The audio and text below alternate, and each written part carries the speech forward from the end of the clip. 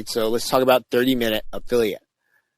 Let's talk about structure and strategy for affiliate promotion. So before you even get started, you should already be in a communication mode. We talked about that the other day. Build in asking questions of your subscriber list and write to them every single day. Provide value every single day, right? That's not a secret. And then the key to an affiliate promotion is this: the value you're giving to your client in the promotion.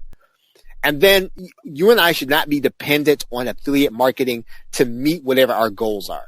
Right? So affiliate marketing should be extra. Now, again, I realize some people make this their full-time, their full-time, let's say their full-time business. But ultimately, if you are a product creator or you are a service provider, then that should be your primary business. Affiliate marketing or affiliate promotion is extra. Right? Now, it should supplement your goal, because if you do that, you're going to make all the right decisions about how you go about picking affiliate offers. Typically, if somebody has to depend on an affiliate promotion in order to make their money for that month or to make their money for that quarter, they'll promote something that isn't necessarily in their best interest. They'll promote something that's outside of their niche because of the let's say the bright shiny object is you can make a lot of money because everybody's making money promoting this. Well, is that going to be good for your subscriber list? And the only thing that drives people to make those decisions and what I would say would be a way that's contrary to their best interest is that they come to a point in the month or in their business where they need that affiliate marketing in order to make their goal. And I do not think you should be depending on affiliate marketing to make your goal. Okay, so a good affiliate promotion happens in the 30 minutes you spend every day getting to know and provide value for your client. And so one of the best things that you and I can be doing is sort of before any affiliate promotion, we should be writing to our subscriber list every day providing value, right? And that typically is going to take you 30 minutes every day to provide something of value. It's going to be worth it when you actually have to do an affiliate promotion. Just be willing to test it over time. And again, I'm just talking in general right now. And then use an autoresponder that tracks your open rate and clicks.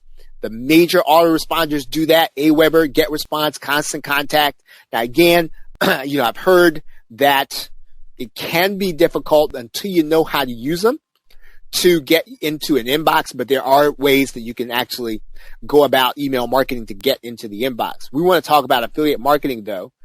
And basically, your traffic is going to determine the offers you choose. Who are the people who are already on your subscriber list? Are they buyers? What did they buy? Because all subscribers are not created equal to you. And that does not mean that they're not all worth your time. It means then that if you created some software and you built a list of software buyers, then thinking about the PLR offer that just came out and you're going to promote it may or may not be the best thing to be doing. And so this is one of those things that we want to sort of think about.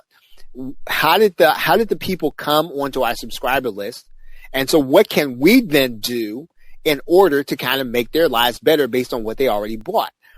Just because everybody's promoting something already, it doesn't mean you have to do it. And just because everybody's making a lot of money with this one thing doesn't mean you have to do it. Doesn't mean you should do it. Right? And I've seen this with affiliate marketers. I've seen this with internet marketers. You sort of get outside of your lane and then you start promoting things. And then this is how it comes to the point where a person can start depending on affiliate marketing, because what ends up happening is you just kind of burn out your subscriber list on other stuff. Right? When somebody comes to your subscriber list, they came to you because they bought something from you. You sort of understand, you know something about them, and you want to, in my opinion, try to stick in that frame of reference so you continue to help them for the reason they came to you in the first place. All affiliate offers are not equal. Pick offers based on those that will benefit people in the way you came to know them. Right? So if you came to know them because you provided a service and that service was, let's say, that service was doing installation, right? Continue to pick things that are related to that, right? Continue to pick things that they know based on what they've already bought, right? Don't try to guess, right? Because you see that there's a big launch. It's a big time marketer. They're going to be paying some big time commissions, and there's room for all that, right? We don't have to be teetotalers. We don't have to be sort of locked in anything. But what I'm saying to you is that you can be just as profitable, kind of focused, instead of being all over the place, just kind of grabbing something just because something is supposed to make a lot of money. There are a lot of ways to make a lot of money in internet marketing. Those are the part of your opt-in list. Let's say they didn't buy from you. How did the people who got into your opt-in list, how did they get there? That's what you want to start thinking about when you start thinking about what kind of offer you're going to be promoting. If you know the people, how they got to you, then picking an offer should not be very difficult. And then, of course, it always comes back down to, right, what problems are they trying to solve every day, right? When you know that there is a product that will solve a problem that the people on your subscriber list are having, you need to promote that product, and it really does not matter if there's a launch or not. All that really matters is that you know it and that you know it's going to benefit them, right? So don't feel like just because you're not promoting a launch, first of all, you're not going to make any money. That's just not true. I mean, you can actually earn as an affiliate, and you don't have to promote things that are associated with a launch, right? In fact, in some cases, you're going to be competing against probably nobody, right, on a particular day. So what's a good offer, right? My first question to you, if you were to sit down to me, you were to ask me what a good offer is, I'm going to ask you, well, what's the price point your subscriber list to purchase from? And you ought to know that based on what you sold them and what they became part of your list on. What was the price point? Right? You should have a pretty good idea of what the price point is going to be. And look, if something is a good offer and you want to promote it and it's way out of your league, then listen. Not way out of your league. That's a bad way to put it, but way out of the price range of the people that are going to be part of your email marketing list, then man, there's no reason necessarily to take a 2 or 3 days and promote something that is not necessarily going to even be in their price range. If you had somebody come to you from an affiliate marketplace, it's a good chance you may have success in that marketplace. So in other words, let's say you sold something on Warrior Plus. There's a good chance that if you found an offer on Warrior Plus, that offer will work for you. If you launched on JVZoo and that's how they came to you, there's a good chance that if you want to promote something, you can probably find somebody to promote something well on JVZoo.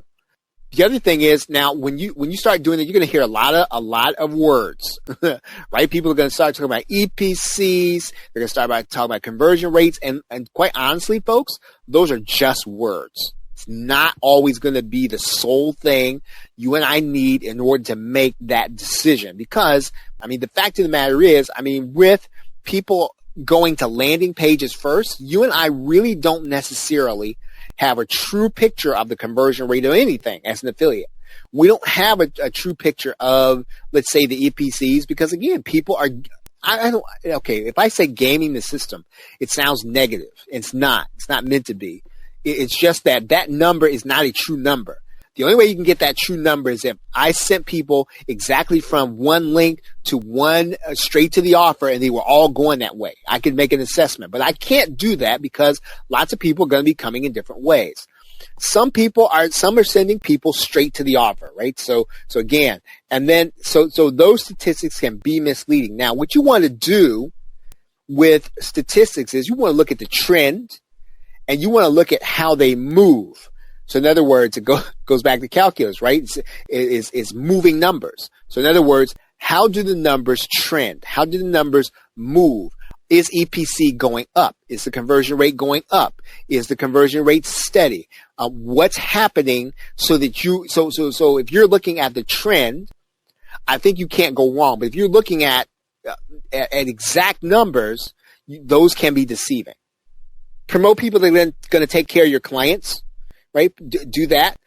Don't promote anybody that you know is not going to take care of your client. I don't really care how well the product sells. I don't care how cool it is. Because more than likely, listen, if you know somebody is just a flat out jerk, they're probably going to treat your client that way. and they're going to, if your client ends up asking for a refund, that's not going to get you what you want, because that's going to come out of your commission. So again, you need to start thinking about, is this somebody I would buy something from? Is this going to be somebody I would do business with? Because if it isn't, quite honestly, if you don't care much for the person, your client's probably not going to care much for them either. And those are going to always be the decisions you're going to make, and you end up probably with refund rates that are higher than you want to. Yeah, you want people to trust your recommendations, right? So definitely get people that are going to take care of your clients. But even if you think that that's a little too airy-fairy, or you think that's a little too, I'd say, Pollyanna, then do it just for this reason. Get people who are going to take care of your clients, because you don't want to deal with refunds coming out of your account, right? So again, if that's just a little too, pie in the sky, you want people to trust your recommendations, do it then for just the fact that you don't want to have a bunch of refunds.